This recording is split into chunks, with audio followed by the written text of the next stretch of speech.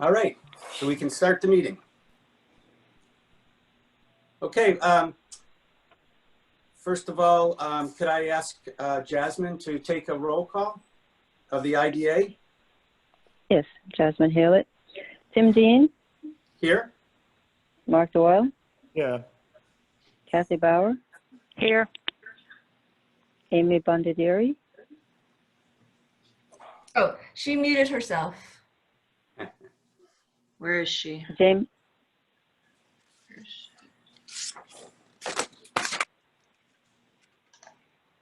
Okay. Jamie Pucone, Here. Don Sagliano, Here. Al Torjani. Here.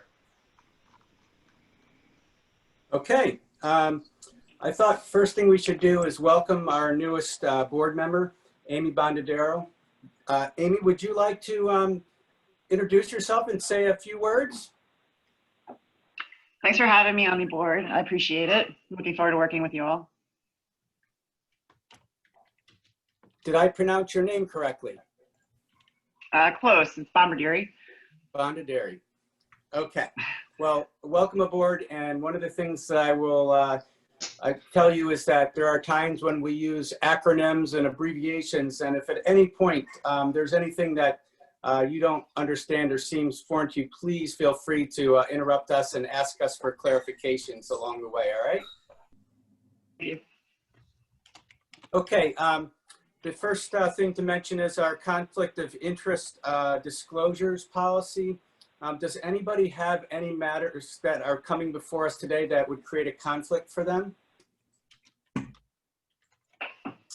Okay, hearing none, I'll continue. If at any time during the meeting you encounter a conflict, just please let us know. Sarah, a proof of meeting notice was posted?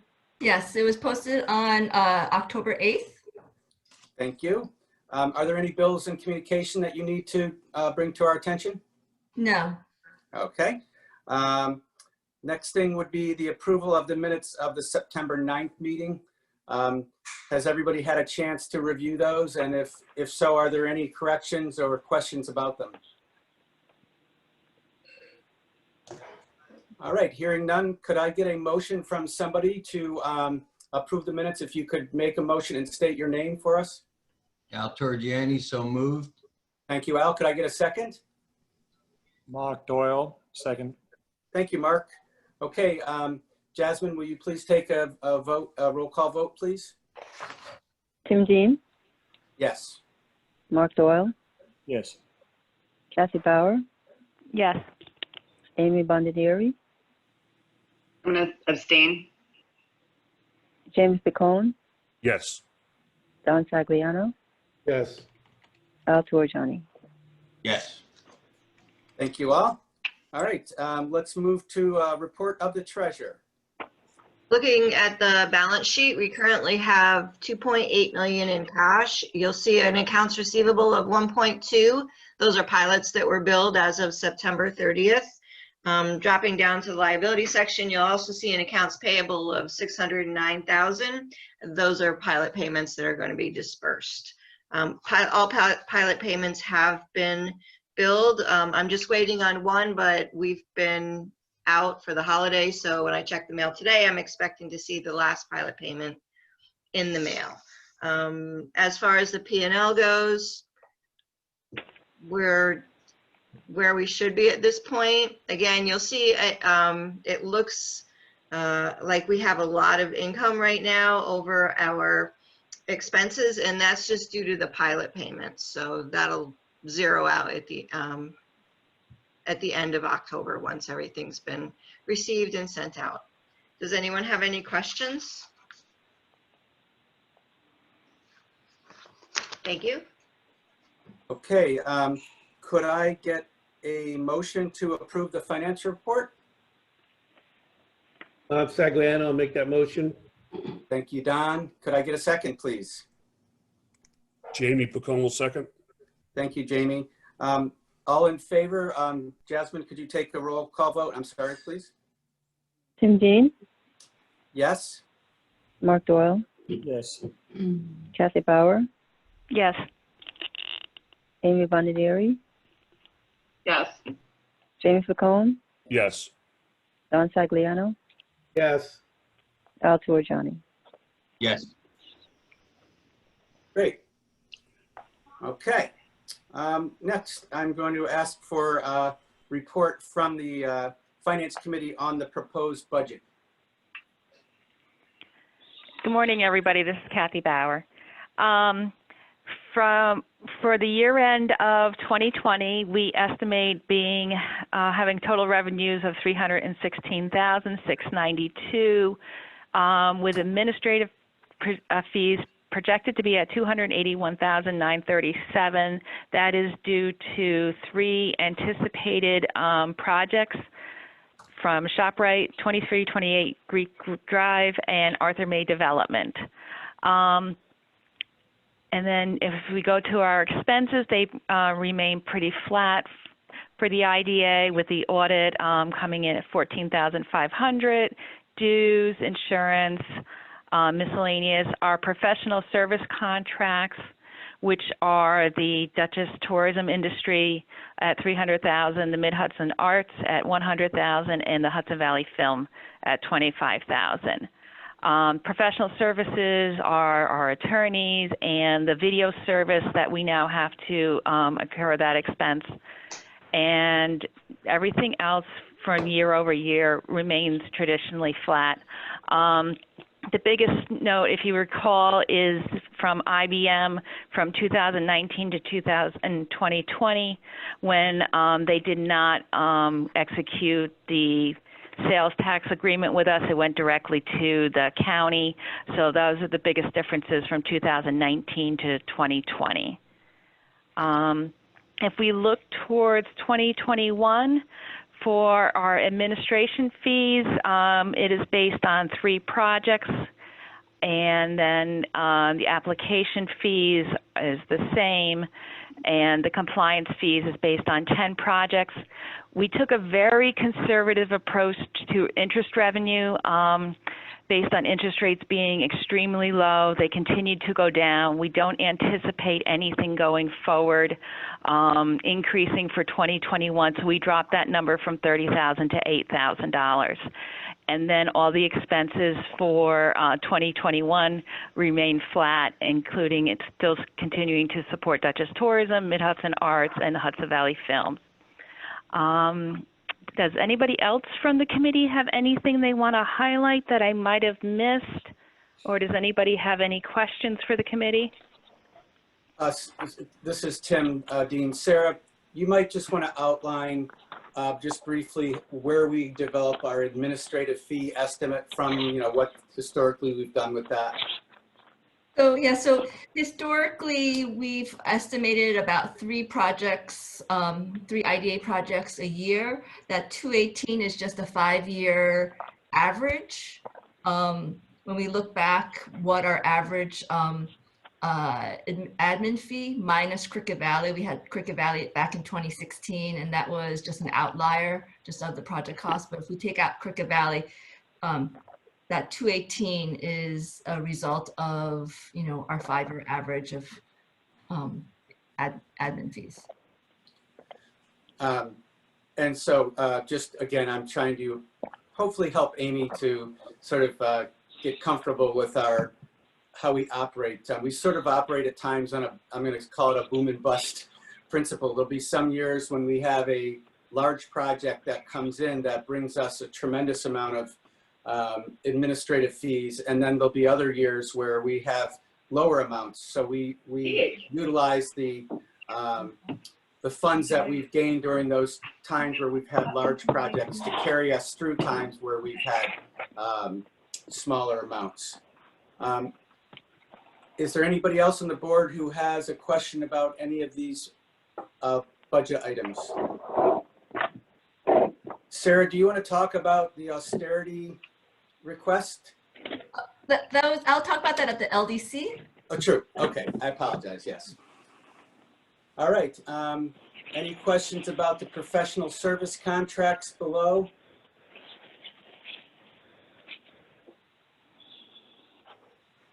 Okay, hearing no questions? Could I get a motion from somebody to approve the IDA budget as proposed?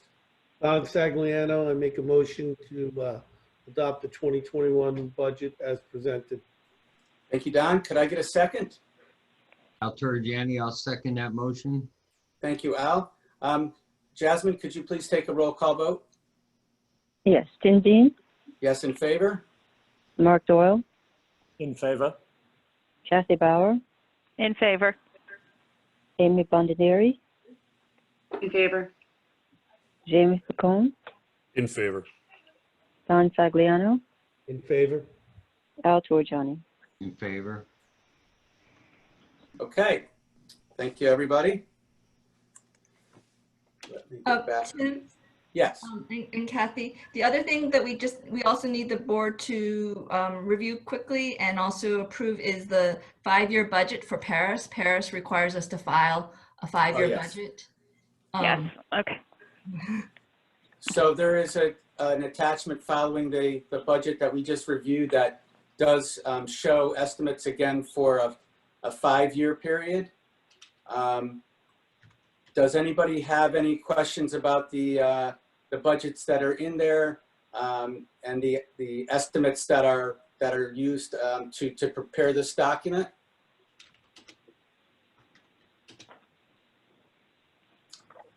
Okay, Sarah, I'm just going to ask you to comment really quickly. At the bottom, obviously, we noticed that there is a deficit proposed each year. And could you just comment about how we overcome those annual budget deficits? Historically, the IDA has always projected a deficit. And Tim, as you had mentioned, we have this feast or famine type of income that we operate on. And so some years it's not a deficit and we do well. We do have a fund balance that we depend on for those years that we do run on a deficit. Our current recorded fund balance at the end of 2019, as a result of our 2019 audit, is $4.4 million. But I also would like to point out that 1.7 of that is a Cricket Valley escrow. So we really only have 2.6 in our fund balance. So we use that fund balance to assist us in those years that we run on a deficit. Thank you, Sarah. Does anybody have any questions? All right, so I would like to ask for a motion to approve our 5-year budget estimates for the Paris reports. Don Sagliano, make a motion to adopt the 5-year budget forecast for submission to Paris.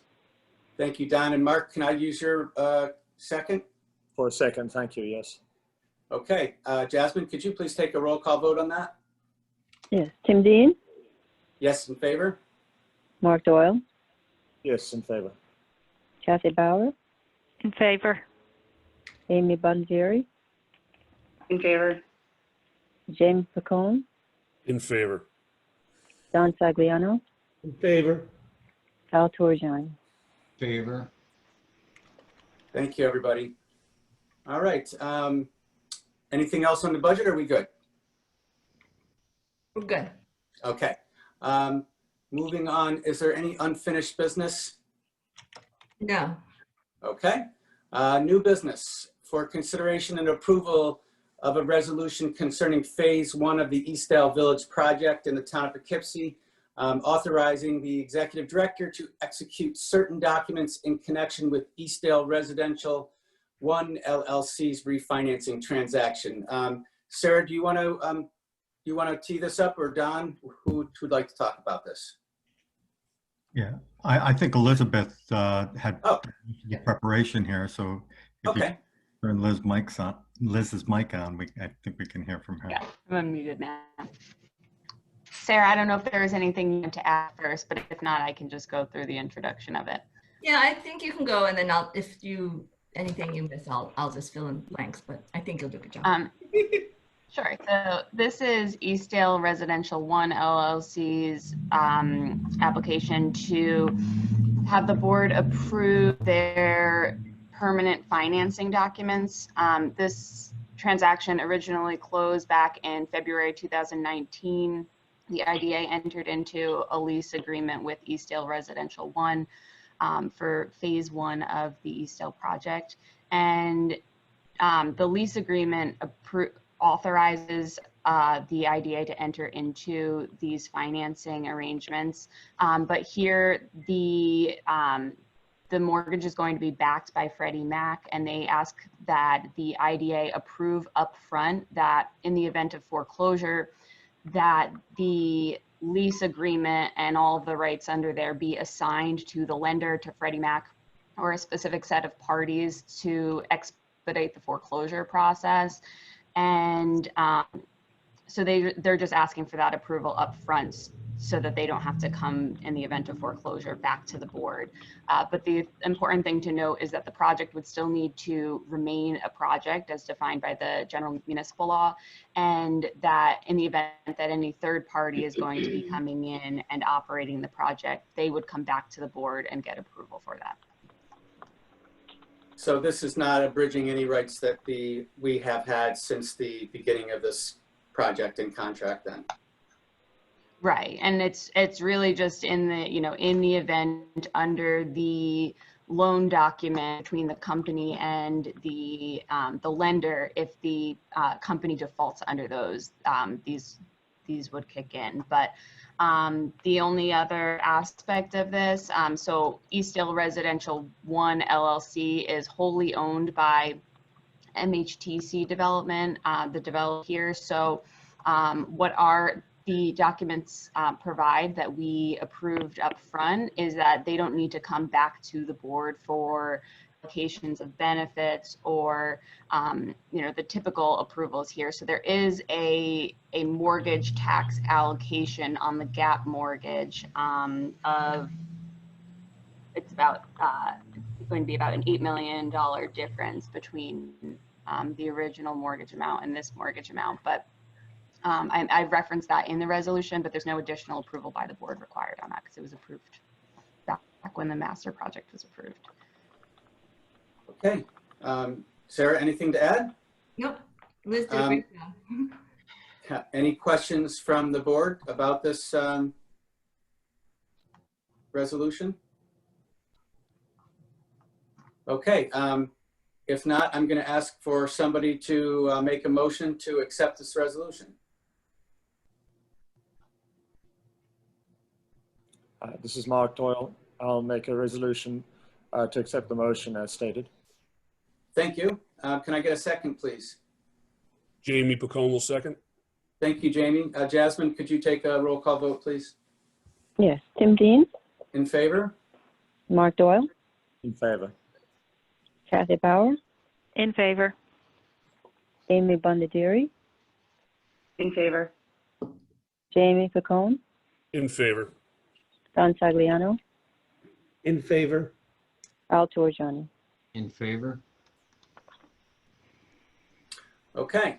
Thank you all. All right. Next is we're going to get a presentation from Dutchess Tourism on their third quarter activity. We do not have our normal fact sheet that we would get from them to review just because of the holidays and some of the scheduling of their meetings. That will be available to us shortly, but in the meantime, I thought it would be good for us to get a presentation from them. Actually, Tim, Yes. I was actually able to receive from Elaine late yesterday afternoon. So it's in the, it's Towards the end. towards Oh, the end. okay. Great. So we actually have the fact sheet. My apologies. Good morning. Good morning. So welcome, Melanie, and we'll let you go through your presentation. Thanks. It's Melaine. It's like Oh, I'm Elaine with sorry. the M in the front. Everyone makes that mistake, but now you're all my friends, and so you can tell everybody you meet. Yes. Correct pronunciation. So I'm glad to be here with you all this morning. As you know, the shutdown and quarantine restrictions have been hard on our tourism-dependent businesses, as they have been on everyone. Our team has worked incredibly hard to be a trusted resource for them and to offer support wherever we can. We have had the work promote staycations, shopping local, marketing safe travel to Dutchess, first within the region and then expanding outwards. Anecdotal evidence shows our boutique hotel properties have been sold out on weekends and doing well during the week with remote workers. National chains have also seen a big uptick this fall, which is traditionally our strongest season. And while we won't match previous years, this growth is promising.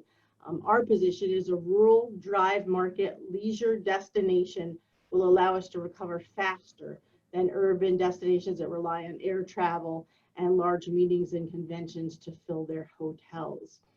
So aside from the fall foliage, which draws thousands of visitors to our farms this year, which we continue to highlight, this year we introduced a new spotlight feature monthly highlighting recipes made with local ingredients that people get on the farms or at the farmers market. They've been very, very popular. This time of year, people always want to know where to pick apples, where to pick pumpkins. Those spotlights have been updated. We added one for cider donuts because you cannot get through fall without one of those, or two, or three, or a dozen. We have a new Harvest Memories digital campaign. It's targeted. We began once travel began to open up with the start of phase 4, which began at the beginning of the third quarter. We were targeting Long Island, New York City, Hudson Valley, Capital Region, some Saratoga. We have just started to expand to Philadelphia at the end of the third quarter because that's a really good feeder market. If you remember our Carver Ties program last year that had the branded wrapped Uber and Lyft cars in Philadelphia and DC, we have good name recognition there. We need to stay top of mind for those folks looking for a nice short easy drive getaway here to the Hudson Valley.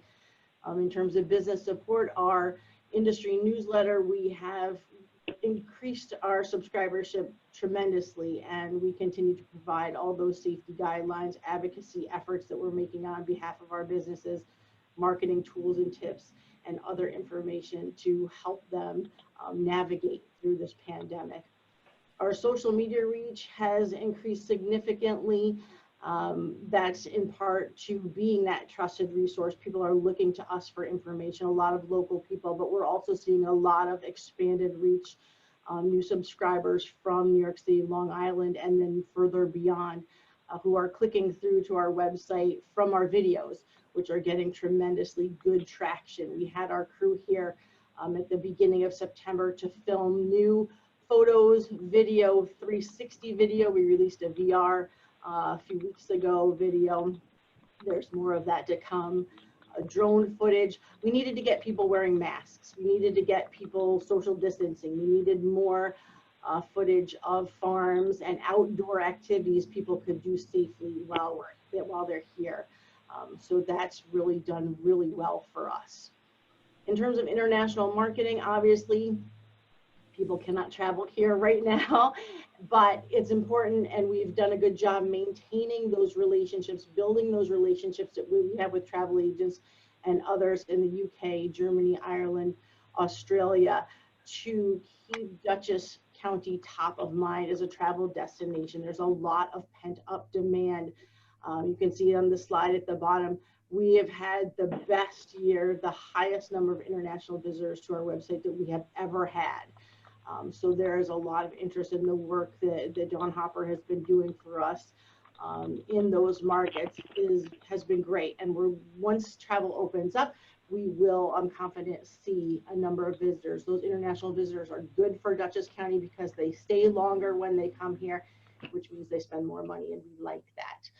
She bought the domain NewYorksBackyardUSA.com to capitalize on our New York's Backyard campaign that we ran, our videos, because people are less interested in being in an urban environment like New York City. They are more desirous of the great outdoors that we have here and those assets. So positioning ourselves as New York's backyard no matter where you are in the state, is great for us.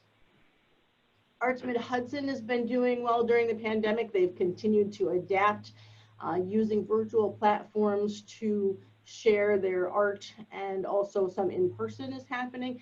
3 highlights are Bannerman Castle Trust, who was able to resume their summer concert series out on the island this year. The Fallkill Creative Works did 6 outdoor workshops for weekenders to create art. And T-Space up in Rhinebeck had online exhibitions. They kept theirs virtual, but it generated a lot of great earned media for them, and they were able to get a lot of interest in future visits from people.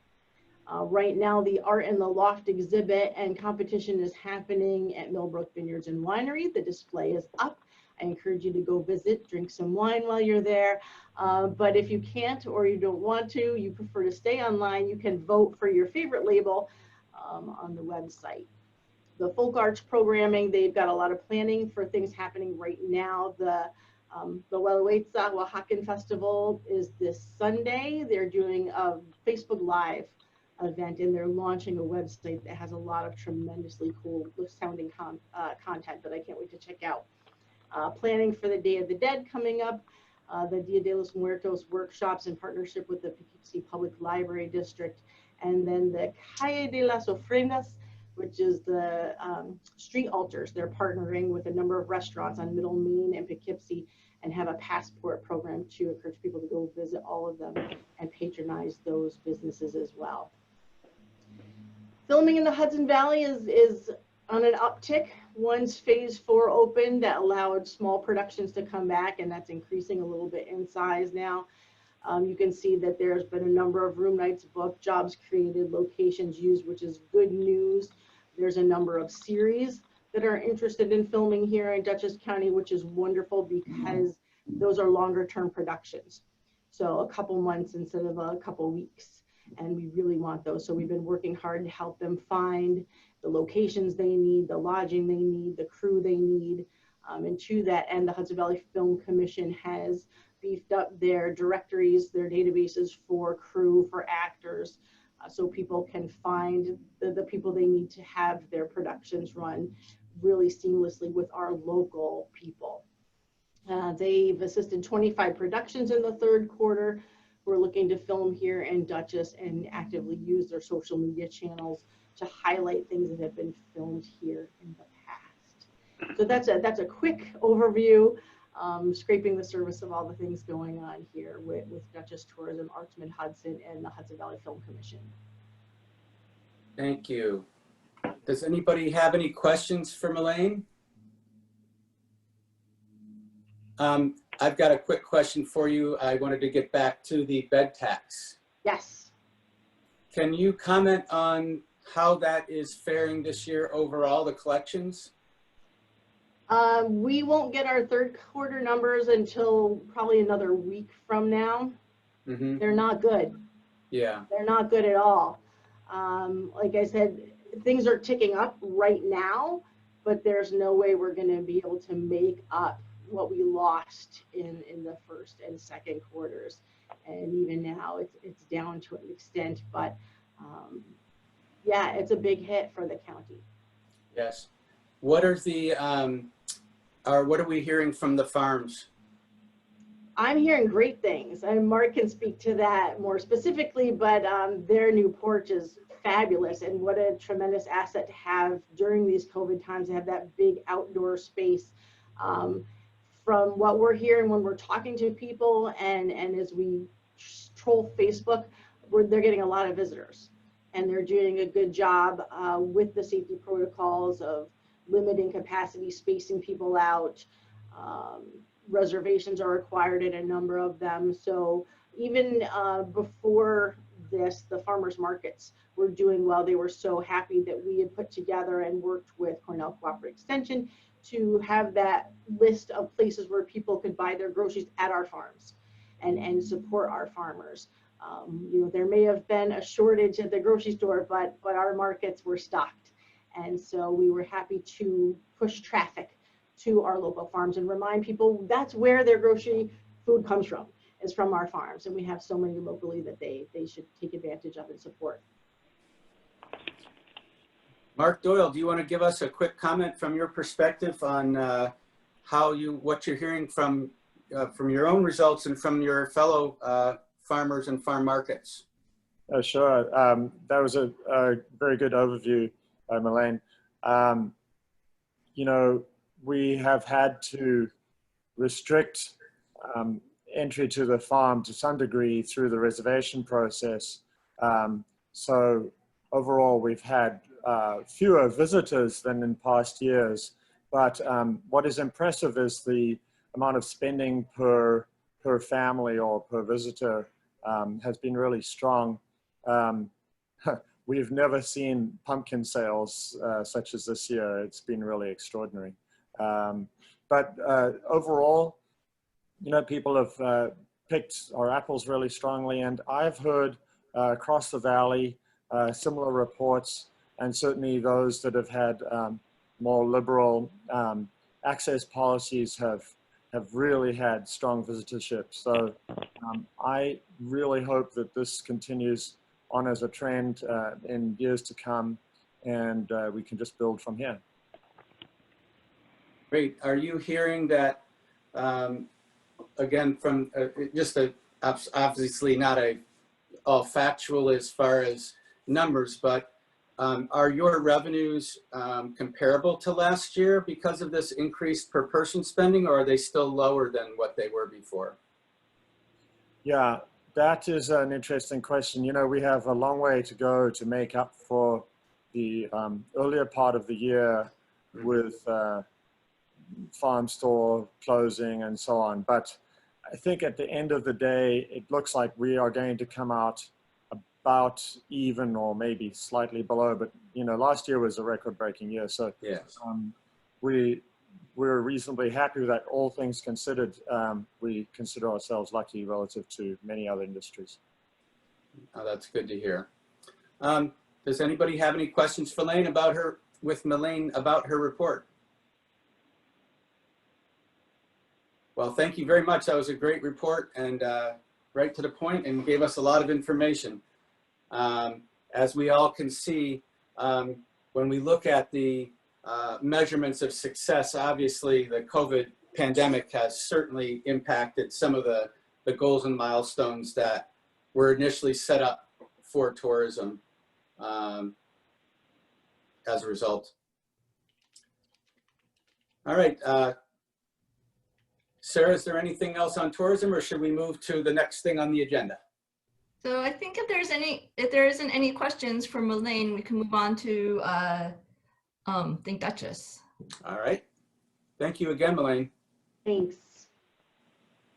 All right, let's move on to Think Dutchess. Okay, and I'm going to share my screen now too. And we do have a document in the packet for that.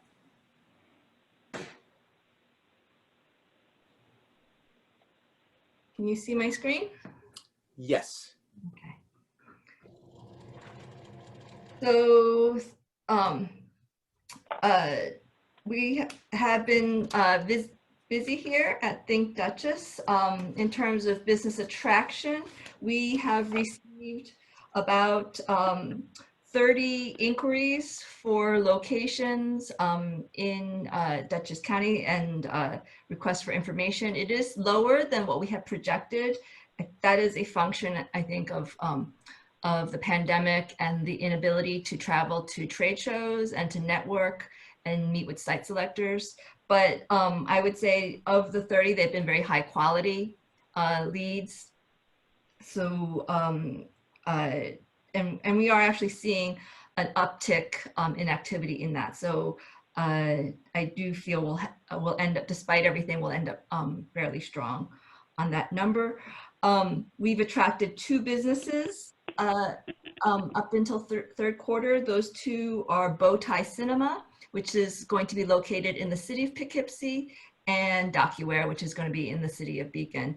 Of that, DocuWare falls into our priority industry, so that is good news. The additional capital that these 2 projects will bring in is over $23 million to Dutchess County, and they are projected to create 132 jobs once they are open and operating. 87 of which will be in the priority sector. And we, have, because of the pandemic, have only traveled to one trade show this year, and that was back in February. And then we haven't traveled again. I think that is the inability to travel to trade shows accounts for the lower number of RFIs that we've seen. So our vacancy rate in Dutchess County currently for industrial space is extremely low. It's 2%. That is down from 3.5% at this time in 2019. Our office vacancy rate is up at 6% currently. It is up from 5.6% in third quarter of 2019. And our retail vacancy is 6.6%, which is slightly up from 2019 at this point, which was 6.2%. So we're seeing a little bit of an uptick in office and retail vacancy, but that makes sense. Seeing the types of businesses that were affected during the pandemic. Sarah, quick question. Yes. Bowtie Cinema. Yes. Exactly where is that located? So Bowtie Cinema is going to be located in the city of Poughkeepsie along the arterial, and I believe it's Catherine, the former Electra building. It's across the street right now. There is an affordable housing project, a workforce housing project being built. They've broken ground. And then across the street is the Electra building. So our involvement was in that project was they had actually contacted the city of Poughkeepsie first. City of Poughkeepsie then eventually contacted us to help Bowtie find a location, which we did. And then they recently signed the lease, or they signed the contract to purchase the building, which they have done. Okay, so that project, some people have been confused in thinking that that new construction is the Bowtie Cinema. That's actually a housing project separate from Bowtie. Correct. Okay, thank you.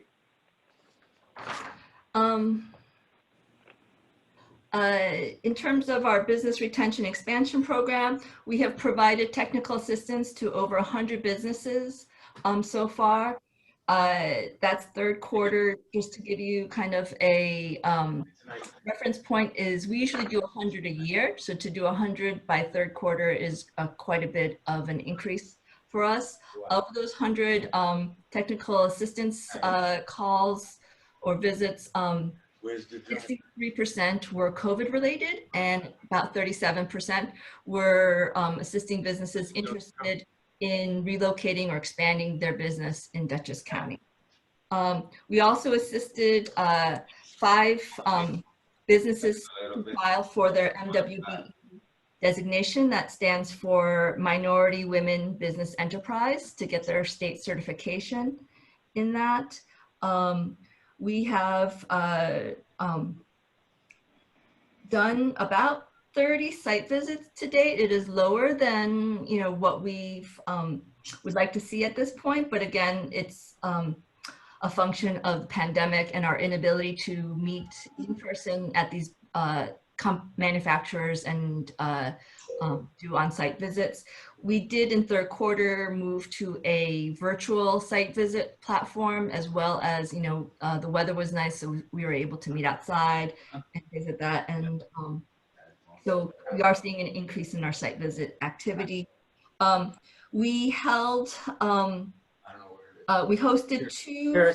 Sarah, excuse me for a second. Somebody, I can hear some talking in the background. If people could mute their phones unless they're speaking, that would be helpful to cut out that background noise. Thank you.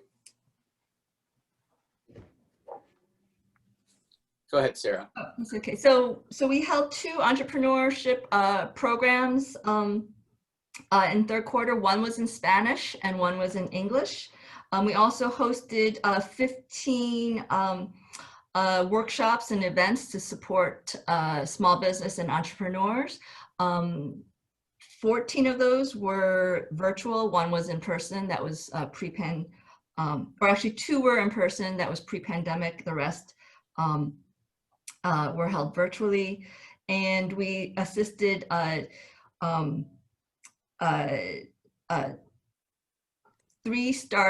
startups and connecting them with investment opportunities. In terms of our marketing, we've actually had quite a great progress on our marketing. We launched an ambassador program this year, and we have seen a 30% increase growth in engagement through our ambassador program. One of the things that is part of the ambassador program is we've done short spotlights on Facebook, where it has led to over a 400% increase in engagement on our Facebook platform. Our social media continues to grow, especially on LinkedIn and Instagram, which is important because it tells us that our target population of site selectors are starting to pay attention, and we're seeing some growth in there. And Instagram, as it relates to our talent attraction campaign, that we're seeing a younger demographic being engaged in our pages. We've also had significant media placement. So far, we've had over 15 earned media placements. These are articles written by journalists and placed in publications you'll see, such as Forbes magazine, New York Times, Pure Wow, MedTech Innovation. Those are articles that were written about Dutchess County manufacturers, the quality of life, women in manufacturing is one of the articles that was written in Industry Week, and things like that. So we've had some really good success on that side. We've also created a COVID resource page on our website, and then also I created 2 video campaigns related to COVID. One was Resilience in Crisis, and one was Shop Small Dutchess, to when businesses were starting to open, just to remind people to shop local. We also created, we partnered with tourism, the Chamber, Dutchess Community College to create the Business News Network. We in-house developed all the graphics that were used in the news sources, as well as the presentations that the county executive did. And then in terms of the IDA, we closed on 2 projects so far this year, as Kathy mentioned in her report. That was ShopRite and 2328 Creek Drive. Those 2 projects are projected to create a total of 217 new FTE jobs and increase capital investment to the county over 25 million and create 245 jobs. And the LDC, we have closed on 1 project so far, which is the Vassar College refinancing. BARD, we hope to close on that project, I believe, by the end of this month. But the Vassar project is expected to retain 919 existing jobs and secure capital investment by a little less than 60 million. So with that, that concludes my report. Questions? Yes. I've got a couple. Does anybody else from the board have questions about the report? All right, my first question, can you expand a little bit on the entrepreneurs? Let me get to it. Business retention. There was an entrepreneurs helping them. Yes. Why am I not finding it now? It's just the second page. Okay, new business. Okay.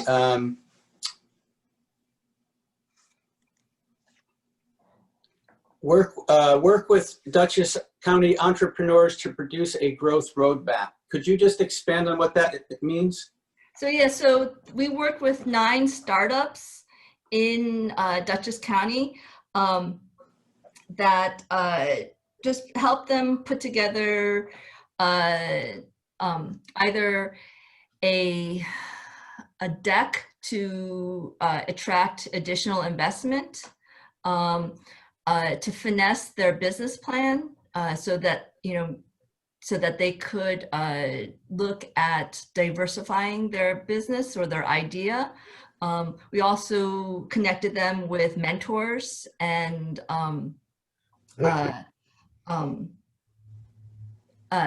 specialists of, wherever that business was, if it was an ag business, a food business, or a tech business.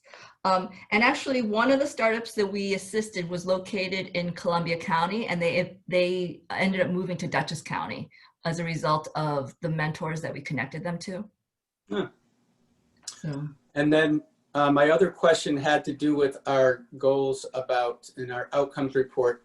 We had increased new jobs through IDA projects, and we had that as 50, and retained jobs through IDA projects of 150. Do you think those goals are too low for us? So I would say, I would be open, of course, to increasing those, but there are times when we've had IDA jobs where they haven't really created, a lot of the mixed use housing projects that we do, they're not, while they have a large community impact, they don't necessarily have large job generation. But I think, if it's, these, those numbers were always those, historically the numbers that we've used as a marker. There are times where you'll see, retained jobs through IDA projects, and like this year we haven't retained any jobs, but we've created new jobs. And so, if you add those, that's 200, and then we've created, a little over 200 new jobs. So maybe at a future meeting, you could just, if you wouldn't mind, giving us a report on, for the last, let's just say 3 to 5 years, what we've averaged in each of those 2 categories, just to see if we should be setting our sights a little bit higher based on history. Sure. Does anybody else have any questions? I have a question and a comment, Mark Doyle. The line connecting entrepreneurs to investment opportunities is interesting to me, because this seems like a really logical thing for us to be doing and truly helpful to entrepreneurs. And so, Sarah, is there a dollar number that resulted from this? So I don't have a dollar number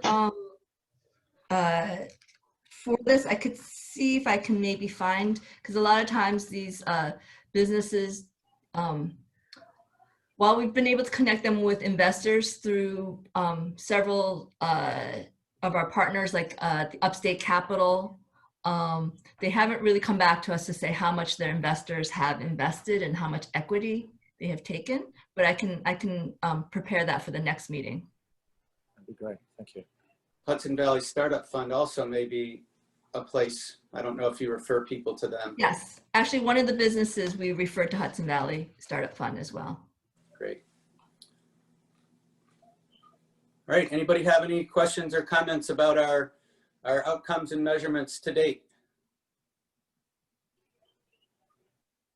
Okay, that takes us, I think, to, let me just get back to the agenda, to our discussion about Hatfield, I believe. Is that correct?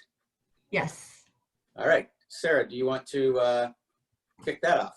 Yes, and I also want to announce that we have Vincent Catalano joining us. He is the attorney for Hatfield Metal. So Hatfield Metal, as you may recall, the board approved this project back in 2018 for sales tax and a pilot. They are a metal fab manufacturer located in the town of LaGrange. This was for a 30,000 square foot expansion.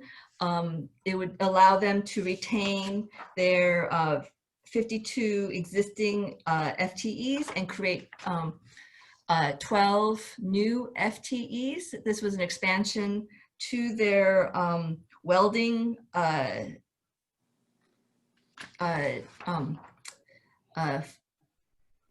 department. Yes, and then to also allow them to attract larger projects. What they were seeing is that their existing clients were requesting larger projects, as well as those projects. It seemed the trend in the marketplace were for larger scale projects, and so this building would allow them to become to remain competitive and to retain their existing clients. So that being said, we are currently working with them to have their IDA closing, and in tandem with that, they were receiving bids on the construction of the expansion. And during that process, they had realized that the numbers that they had stated in their application was grossly underestimated. So with that, I'd like to turn that over to Vincent to maybe fill in my holes and then answer any questions the board may have. Good morning, everybody. The reason I'm wearing a mask isn't because I enjoy wearing masks. I actually have Henry Hatfield to my right. So he'll fill in some of the blanks that I cannot necessarily be intelligent enough to fill in. So what happened was, this is really more of a correction than an amendment. What happened is when we submitted the original application, we submitted the application just for the building itself. This is it's a 30,000 square foot structure. It's a metal structure, and it would be an adjunct to the already existing welding facility that he has. It's important to him because the existing structure simply is not big enough, physically large enough to handle some of the larger projects. As an example, the Cricket Valley project that I believe was discussed earlier is a project that they bid on, they wanted to get, and they were unable to because the physical structure that they have now was simply too small to handle it. The new structure is of that size and quantity that would allow them to handle those kinds of projects. So what happened was, we didn't realize that when he submitted the original bid, he only asked for a sales tax exemption for approximately $200,000. And that was for the communication system, the computer systems, the alarm systems. What we did not realize is that in projects of this nature, we can also qualify for a sales tax exemption for the materials that are purchased by the contractors for the project. And typically that is what normally happens in these kinds of situations.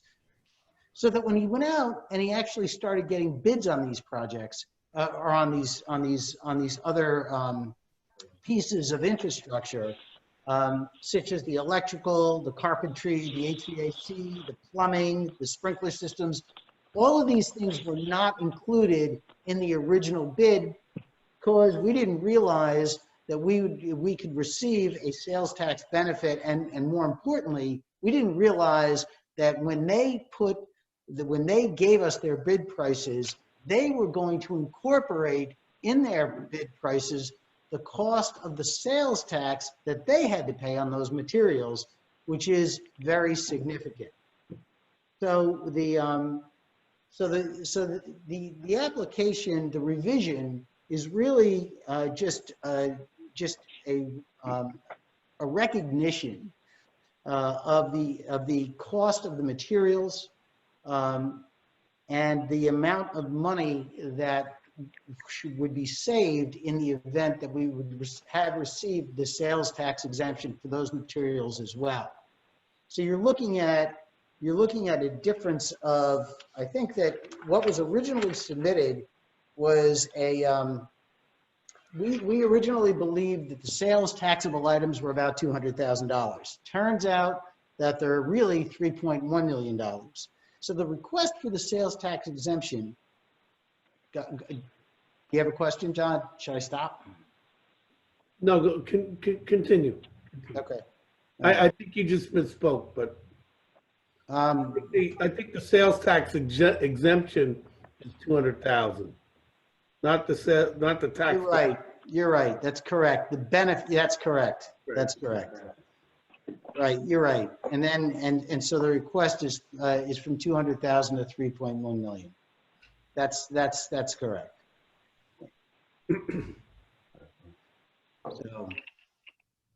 So anyway, that is based upon the fact that we were unaware at the time that that those sales tax, the sales tax was going to be passed on to us from the contractors.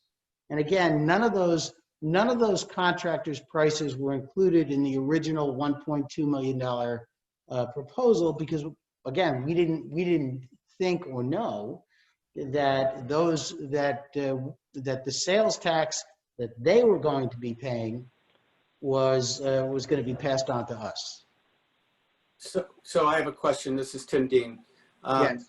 So the actual cost of the project itself has not really changed from the beginning? What? I'm sorry. So the actual cost of the project has not really changed. It's just the amounts of the project which are eligible for this sales tax exemption have been increased in your reports to us. Well, yes. I mean, the cost has increased a little bit. I mean, I don't know. The cost of materials is probably up about 30%, but the vast majority of the request for the revision is based upon the recognition that the sales tax that if we don't get this, then in effect we are paying the sales tax that we were trying to look to get an exemption for. Right. This is Al Turgeon. I got a question. Are you saying the total estimated cost of the project is $3,760,000? That's construction, equipment, sales tax, all in. That's the cost of the project. I'm gonna hold on just a second. We're gonna let Henry answer that question, just to show you he really is here. Yes. Henry? Hi, everyone. Yes, the total cost of the project is approximately 3.7. We estimate the electrical contractor, the HVAC, all the actual taxable items is going to be approximately 50% of that. And then 50% of that, or not 50%, but 8.25% is going to become sales tax. So if you take 3.7 million, cut it in half, and then take 8.25 off that, our tax liability winds up being 200 some odd thousand, where we worked out, right? 250, right? About 250,000 in relief that we're looking for. Right. And, so that was just not understood early on when we drafted this, the pilot initially. Right. Now I understand that part, but I'm questioning, you're requesting an amendment for equipment and material costs from 200,000 to 3.1 million. What do you? Equipment. The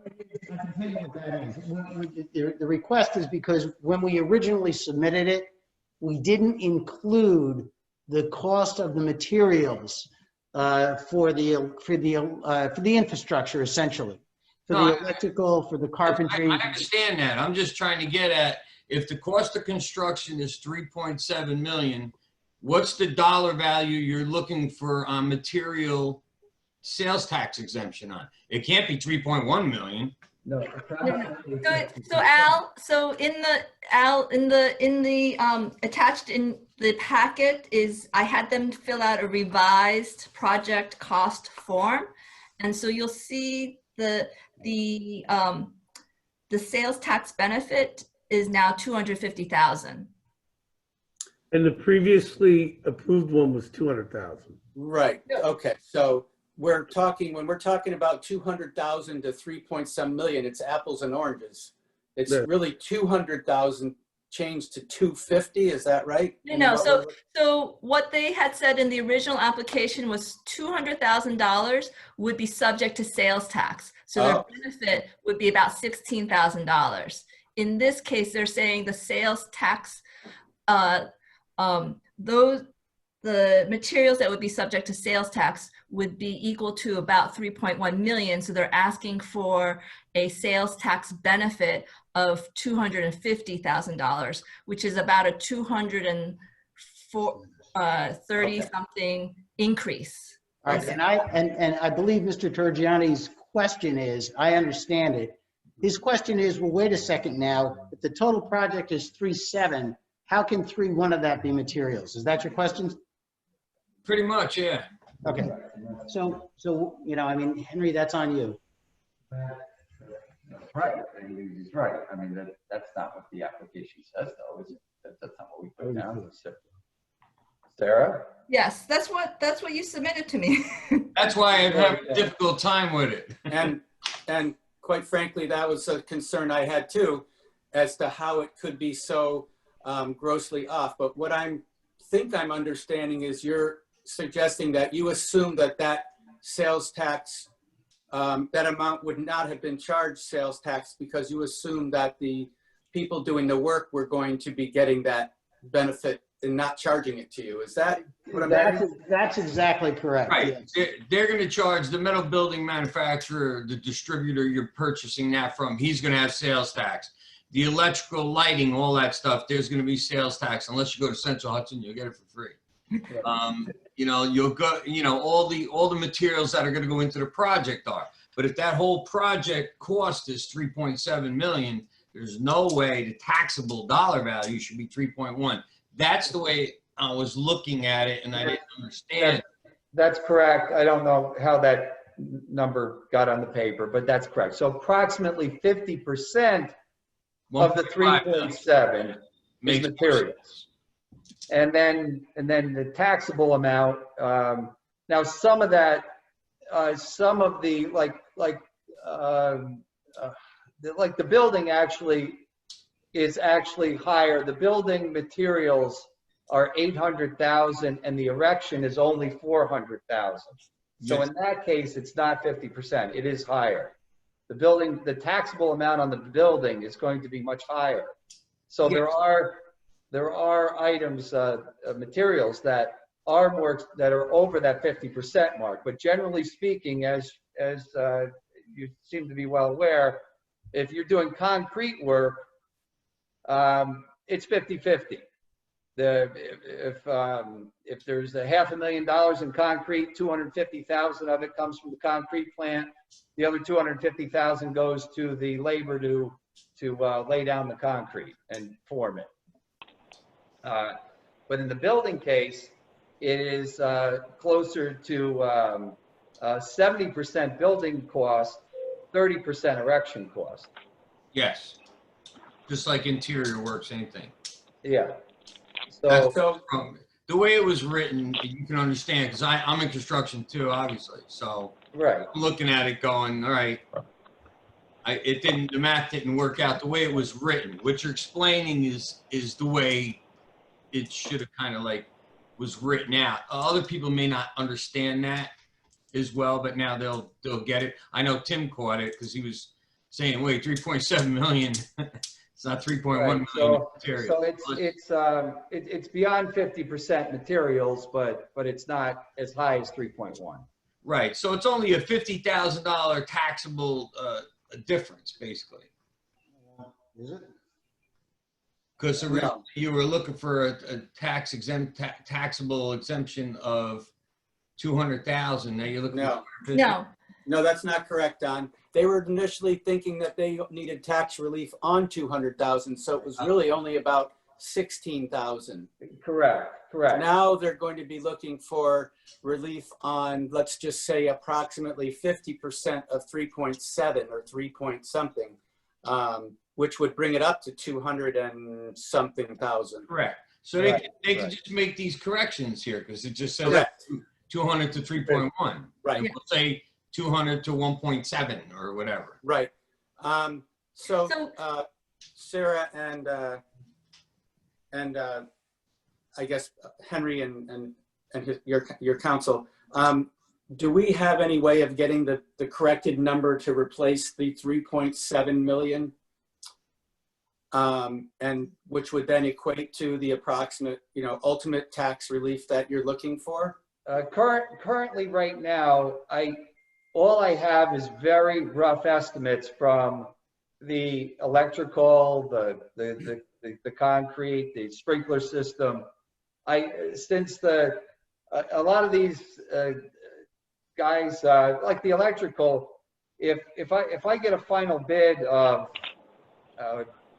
1.2 million on the electrical, we may stage some of this electrical, and I may scale it back, and I may say we can't afford to put all this in right now. We might stage it a couple years out, and I might cut it back.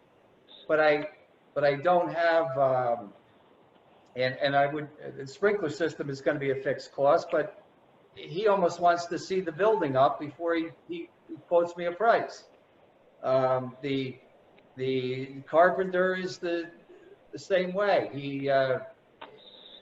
I mean, I could get a price and it would be way overshot, or you can look at the project after the building is up. So go ahead, Sarah. So I think what I can do is, again, I just want to clarify this process is that because their benefit, either way, even with the correction, is over 100,000, it is this having them present was just for the board's information. Yes.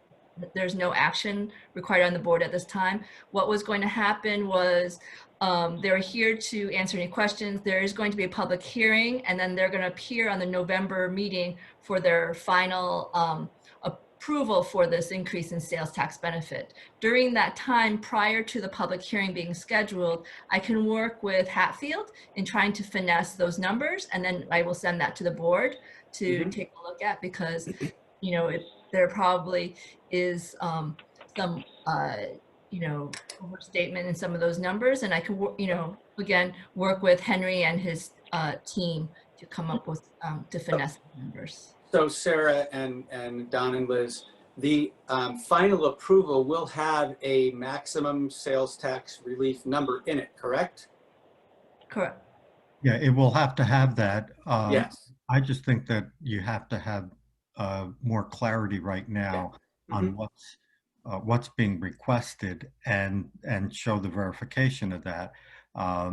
We usually allow some increase for trouble, a small amount.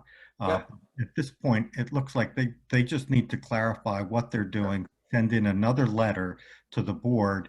Sarah has the right to set a public hearing, but you shouldn't set it until we have complete clarification on that, and that's available not only to the board but available to the public. Once that's done, then you can the public can be heard, and then the board can make a determination. Since this was already approved as a project, you should be looking at the changes that are being proposed and the reasons for it, and be comfortable with that. Sure. So I think it's a good idea that Sarah works with Mr. Calano and Mr. Hatfield to just get some of those clarifications before the public hearing, and again, get some things out to the board. And then we'll follow that process of having the public hearing, and then after that, we'll have at our next available meeting to give it our approval if everybody's okay with it. Does that make sense? I agree 100%. The more clarity, the better off it is for the meeting. Yes.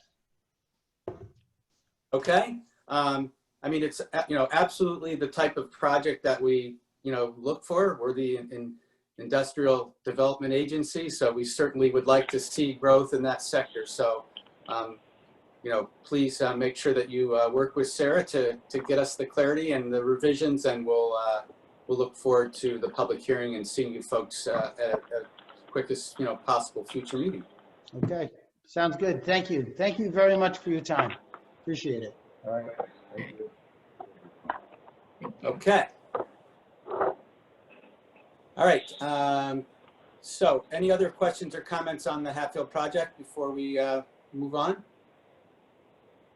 All right.